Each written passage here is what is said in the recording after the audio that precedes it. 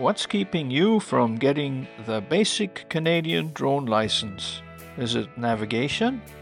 Well, this video will give you everything you need to know.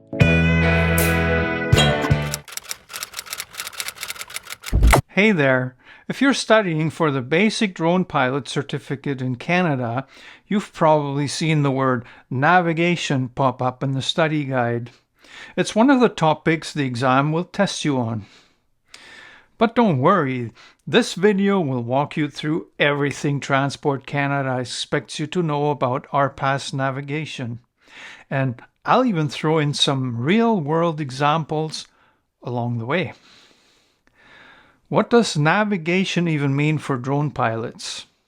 Well, it isn't about plotting cross-country flights or working with flight management systems. It's about understanding where you and your drone are and how to stay within legal boundaries and how to interpret basic tools like maps, compasses, and GPS. You don't need to be an airline pilot, but you do need situational awareness. Here's a quick overview of what Transport Canada expects you to understand at the basic level. Basic understanding of direction and position. How to determine location using landmarks or coordinates. How to read a VNC or VFR navigation chart. Understanding of latitude and longitude. Magnetic versus true north. How to interpret NOTAMs and aeronautical charts. Situational awareness, visual cues, wind, and line of sight. Let's break all that down into manageable chunks. Latitude and longitude basics. Latitude lines run east-west across the globe. They measure how far north or south you are from the equator. Longitude lines run north-south and measure how far east or west you are from the prime meridian, which happens to be in Greenwich, England. A coordinate like 53, 32, 15N, 113, 30, 30W tells you exactly where you are on the globe. Here is an exam tip. You might get questions asking you to interpret or match coordinates to a map. Let's break down this example and see exactly where it leads us. First, the latitude part. 53, 32, 15N. 53 means you are 53 whole degrees north of the equator. The 32 with the apostrophe actually means minutes, just like on a clock. You are 32/60th of a degree further north. Each degree is split into 60 minutes, so 32 minutes equals 0.533 degrees expressed in decimals. As you might imagine, the 15 with the quotation mark stands for seconds. You are 15/60th of a minute further north. Each minute is split into 60 seconds, so 15 seconds equals 0.25 minutes, or about 0.00417 degrees. N means north of the equator, so you're in the northern hemisphere. If you added them together in decimal form, 53 degrees plus 32/60th plus 15 3,600ths equals 53.5375 degrees north. Now, the longitude part. 113, 30, 30W. 113 means you are 113 degrees. Well, what the hell, you know? Talking about aviation, and now we got airplanes above. 113 degrees means you are 113 whole degrees west of the prime meridian, the one in Greenwich, England.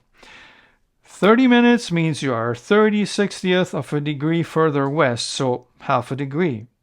30 seconds, again, you are 30/60th of a minute further west. W means west of the prime meridian, so you're in the western hemisphere.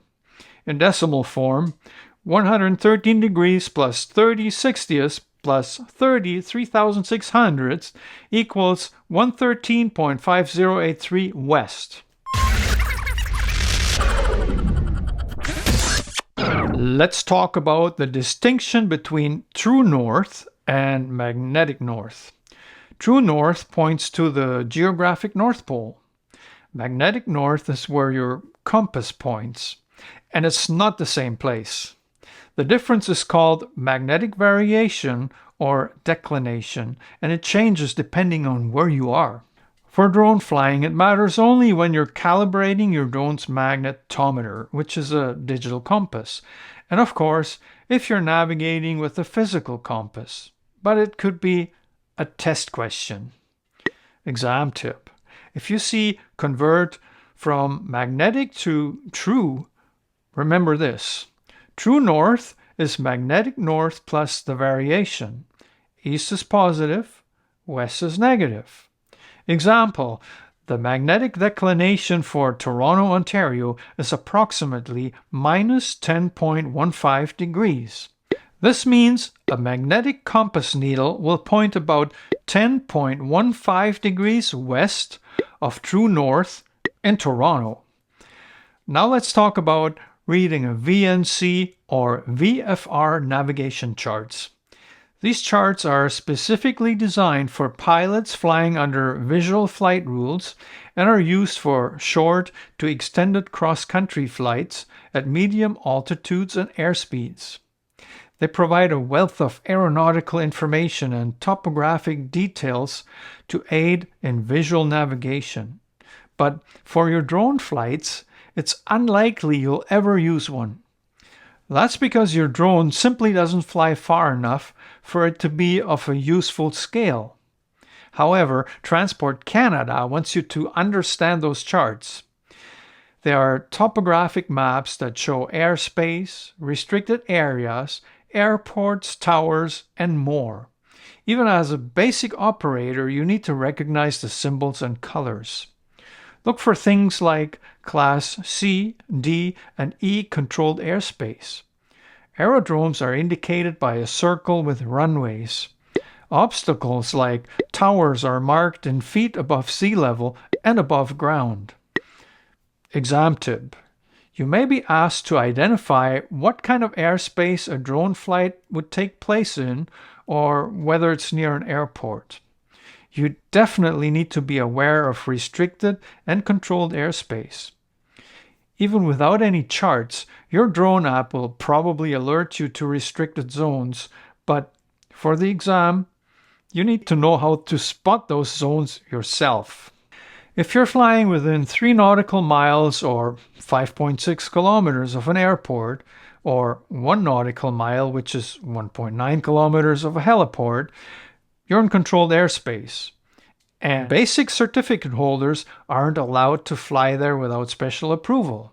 As an exam tip, just remember the 3 nautical mile rule for airports and the 1 nautical mile rule for heliports. Environmental awareness and visual orientation is also part of navigation, and that means knowing your surroundings. Wind can push your drone off course. Trees, buildings, and terrain can block your view, or worse, your signal. Exam tip. You might be asked what to do if your drone drifts or loses GPS lock. The key is to maintain visual line of sight and bring it back manually. While I can't give you actual exam questions, we can go through some possible example scenario questions. Let's tackle some that might be similar to what you'll see on the exam. Here's a question.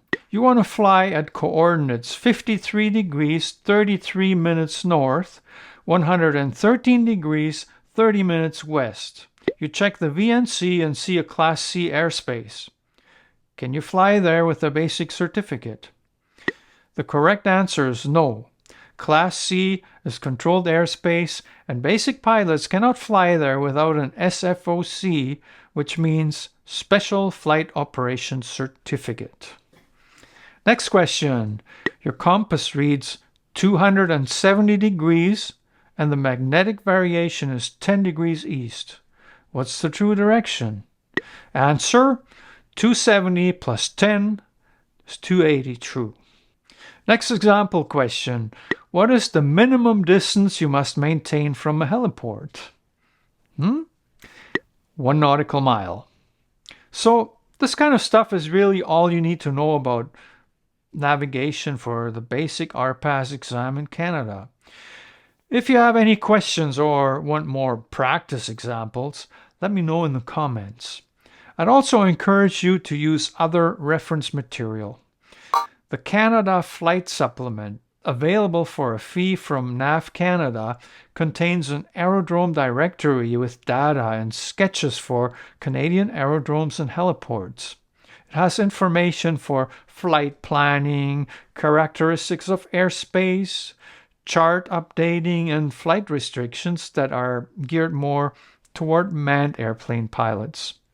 Not to forget is the Transport Canada Aeronautical Information Manual, or TC-AIM.